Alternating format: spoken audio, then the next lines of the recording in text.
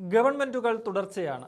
UDF സർക്കാർ അധികാരത്തിൽ വന്നതിന് ശേഷം ഒരുപക്ഷെ കേരളം ഏറ്റവും അധികം കേട്ടിരിക്കുന്ന ഒരു പ്രയോഗം ഇതാകും. LDF സർക്കാരിന്റെ കാലത്ത് തങ്ങൾ എതിർത്തതും വിവാദമാക്കിയതുമായ പല പദ്ധതികളും നയങ്ങളും നടപ്പാക്കുന്നതിനുള്ള കുറുക്കുവഴിയായിട്ടാണ് സർക്കാരുകൾ തുടർച്ചയെന്ന സാങ്കേതിക പദം മുഖ്യമന്ത്രി സതീശൻ എടുത്തുപയോഗിക്കുന്നത്. ഇപ്പോൾ സർക്കാരിനെ പ്രതിക്കൂട്ടിൽ നിർത്തിയിരിക്കുന്ന PM ശ്രീയിലും വീര്യം കുറഞ്ഞ മദ്യനയത്തിലുമെല്ലാം അത് കാണാൻ സാധിക്കും. കേന്ദ്ര സർക്കാരിന്റെ PM ശ്രീ പദ്ധതിക്കെതിരെ ഏറ്റവും അധികം എതിർപ്പുയർത്തിയിരുന്നത് CPM-ഉം LDF-ഉമായിരുന്നു എന്നതിൽ തർക്കമില്ല. പക്ഷേ ആ പദ്ധതിയിൽ പിണറായി സർക്കാർ ഒപ്പിട്ടപ്പോൾ കടന്നാക്രമിച്ച UDF രംഗത്തു വന്നു. തങ്ങൾ അധികാരത്തിൽ വന്നാൽ പദ്ധതി നടപ്പാക്കില്ലെന്നും PM ശ്രീയെ അറബിക്കടലിൽ എറിയുമെന്നും നേതാക്കൾ ഒന്നടങ്കം പറഞ്ഞു. പ്രത്യേകിച്ച് അന്ന് പ്രതിപക്ഷ നേതാവായിരുന്ന VD സതീശൻ.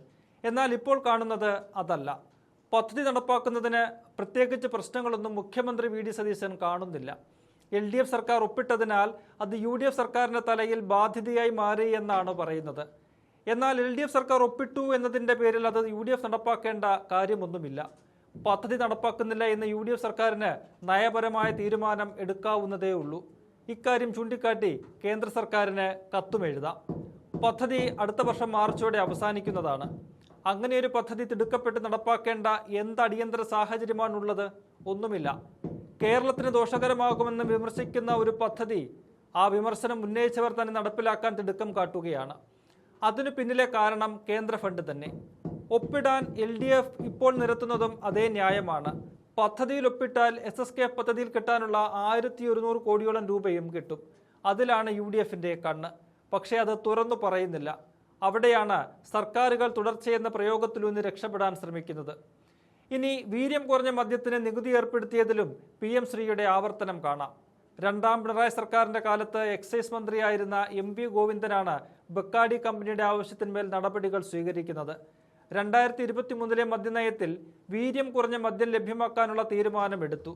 എന്നാൽ പിന്നീട് തുടർ നടപടിയൊന്നും ഉണ്ടായില്ല. ഇതിന്റെ ചുവട് പിടിച്ചാണ് ആദ്യ ബജറ്റിൽ ധനമന്ത്രി കൂടിയായ VD സതീശൻ വീര്യം കുറഞ്ഞ മദ്യത്തിനുള്ള നികുതി നിശ്ചയിച്ച് പ്രഖ്യാപിച്ചത്. 3 വർഷം കോൾഡ് സ്റ്റോറേജിലിരുന്ന വീര്യം കുറഞ്ഞ മദ്യത്തിന്റെ ഫയൽ എന്തിന് UDF പൊടി തട്ടിയെടുത്ത് രുചിച്ചു നോക്കുന്നു എന്ന ചോദ്യമാണ് ഉയരുന്നത്. സർക്കാരിനെയും മുന്നണിയെയും വിവാദത്തിലാക്കിയ തീരുമാനം.